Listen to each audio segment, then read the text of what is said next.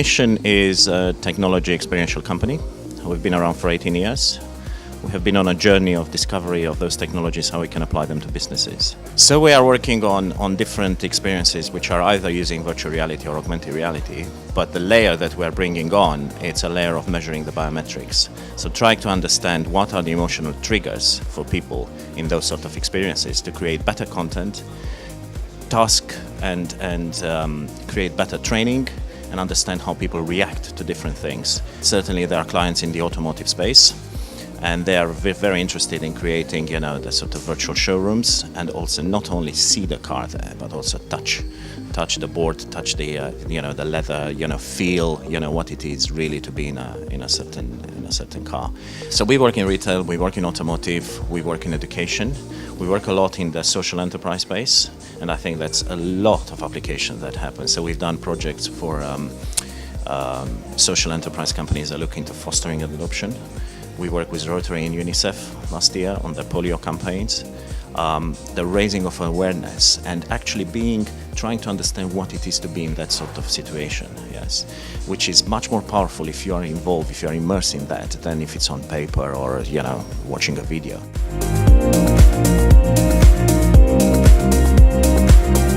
I believe that this time in the world, we need people to understand better what other people are going through.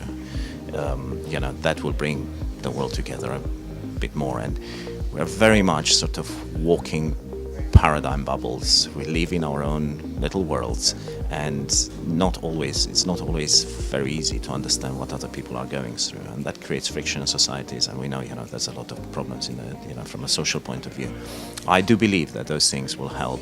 Last year, we've worked with the Road Safety Authority in Ireland, and we were looking at a virtual reality experience that puts teenagers through a driving experience, but lets them understand what are the risks of drink driving and drug driving. And one reason why, first of all, the cause is very good, but the other thing is that they have put 70,000 people through it. So for us, scale, it's a good KPI. Because one of the problems that we know with virtual reality could be very isolative. It could be very, one person at a time. So the fact that we have achieved that sort of scale, or they achieved that sort of scale, was very interesting for us from an educational point of view.